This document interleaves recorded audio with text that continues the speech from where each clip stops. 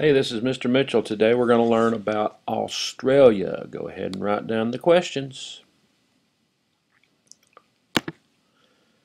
Australia. It's the smallest continent, but one of the world's largest countries. It is also the flattest continent, as in not as many mountains. Now, it looks like on this map you see areas of mountains, but this is not near the size mountains that you would find in other continents. South America has the Andes, which reach up to 20,000 feet. North America, which has the Rockies, which reach up over 10,000 feet. But the highest mountain range here in Australia is the Great Dividing Range. The Great Dividing Range is this area right out in here. It's called the Great Dividing Range, and it only reaches up to about 5,000 feet, which is way shorter than some of the larger mountains of the world. So this is the flattest continent. This area to the west of this is this huge area of plains. And even out in here, this looks like mountains, but it's not really that big. This whole area of plains to the west of the Great Dividing Range is called the Outback. The Outback, and I'm sure you have heard of the name of the steakhouse with that name, but that's where the Outback is, this area west of the Great Dividing Range, which is mostly plain. Now this country is very dry. In fact, 1/3 of the country is deserts. 1/3 of this whole country, which is a continent, is desert. And a lot of this area right out in here is desert. You have the Great Victoria Desert, which is right out in here. And a lot of this area here just is so dry. It has desert-like conditions. So as a result, most Australians live on the northern coast or on the eastern coast. Almost all Australians live here and here. You find a few on the outback, but really a very small number of people live out in central Australia. You do have a couple of larger cities over here too, but for the most part, it's North and Eastern Australia where you have most of the population. That happens to be where most of the fresh water is, where you have more rivers and streams. And you can imagine that's where people would want to settle. A couple of other things about Australia. Out here on the coast, and let me put this in a different color, out here on the coast you have the Great Barrier Reef. Now we have mentioned coral reefs before. This is the largest coral reef in the world. And I think we've mentioned this one before, the Great Barrier Reef. I'm only going to abbreviate it. But this Great Barrier Reef provides shelter for so many thousands of species, and it is 1,250 miles long. An incredibly long series of coral reefs, or incredibly long coral reef this is, this Great Barrier Reef. That's how many miles long it is, 1,250 miles long. It extends from very near the coast in some places to about 100 miles out in some places. Now, Australia's first inhabitants came not from Europe, but their first inhabitants came from the up north here. Now, up north of here is going to be Southeast Asia, and you have lots and lots of different islands between here and Southeast Asia. In fact, you can see an island here. The Philippines, we mentioned the Philippines, happens to be up in this vicinity. So some of the original settlers were from the area of Southeast Asia. They came down through these islands here. Now these original settlers have descendants now called the Aborigines. The Aborigines. And here's kind of a depiction of Aborigines here. I'm not sure if these are real Aborigines or if these just people dressed up as Aborigines. But Aborigines is what these descendants are called. Australia, however, turned out to be a British colony. Now, it says British prisoners in Australia, and that's exactly what happened. Britain, you may remember, is a relatively small country with a huge population. And they had these areas all around the world. So whenever Britain first discovered that Australia was there, this was around 1788, I do believe. But when they first discovered Australia was there and found out how dry and miserable it could be, well, somebody had the clever idea, well, let's send our prisoners there. Let's send people who are in our overcrowding jails there. So yes, the first British group to come to Australia were prisoners, and that's exactly what happened for many, many years. Britain sent prisoners to Australia. That was the reason they are what happened to Australia after it was settled there. But anyway, Australia was a British colony.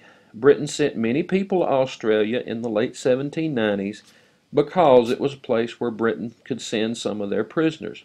Now, many Aborigines, once the Europeans got here, they went to New South Wales. This is where a lot of the prisoners ended up going.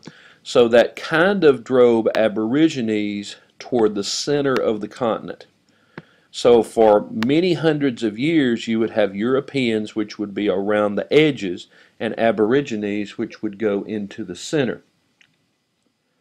Now, Aborigines met with discrimination.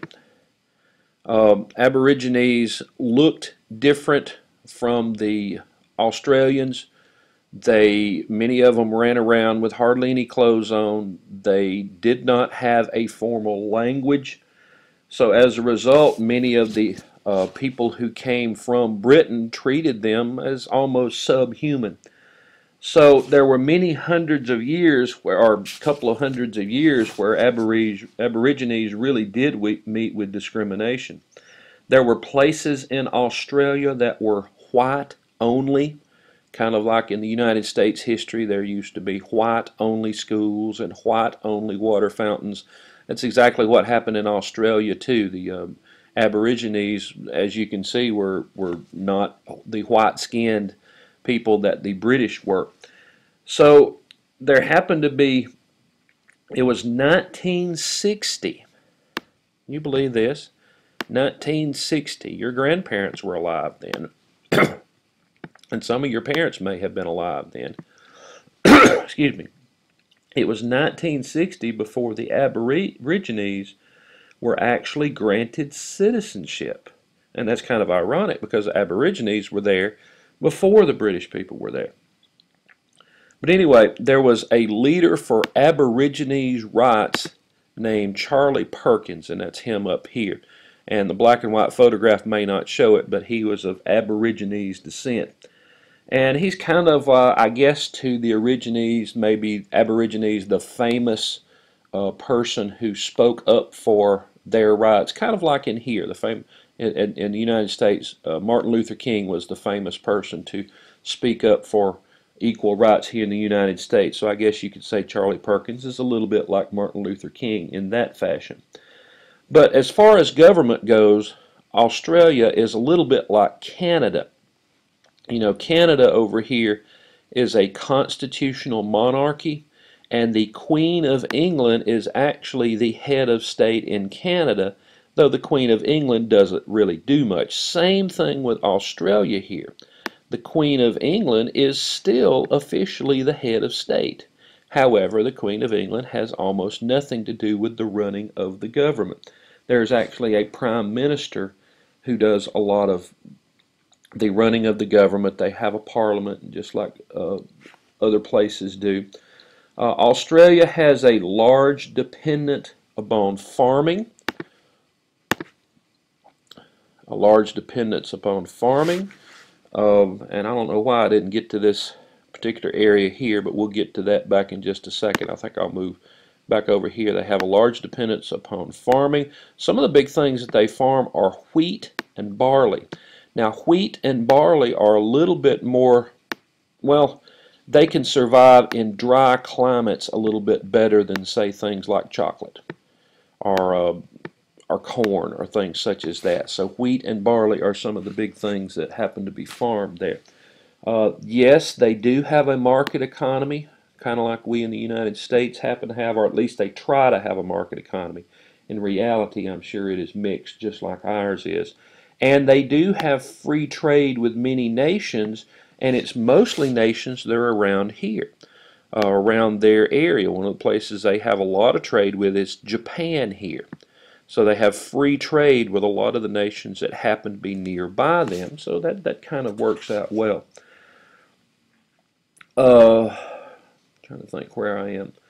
And even though England kind of held on to Australia for a pretty long time, and it was 1901 before Australia actually gained their independence, much later than even Canada. United States, it was 1700s when they gained their independence. Canada, it was 1800s when they gained their independence. But for Australia, it was the 1900s before they gained their independence. Okay, let's go back and look at some of these pictures here. Oh, this is Ayers Rock. You've had to find Ayers Rock on maps before, and you'll continue to do that. It happens to be right in the center. That's something we have gone over in class before, and if you're struggling with that, I could show you, remind you in there. But this is Ayers Rock. I'm not going to write out rock because it takes a while. Oh, here's some more images of the outback. You can see just how dry it looks. I mean, look at the trees. They're not even full trees. Even here around Ayers Rock, you just have little shrubbery around here. Oh, look at the little plain area out here. Australia is very flat. Very flat. Even these mountains are not that big, and it's very dry. Now, here's some pictures of the Great Barrier Reef. Here's some good pictures of the coral. Probably a higher up picture of the coral coming up toward this island right here. Well, I hope you've learned a little bit about Australia. Don't forget to go back and do the questions. Bye-bye.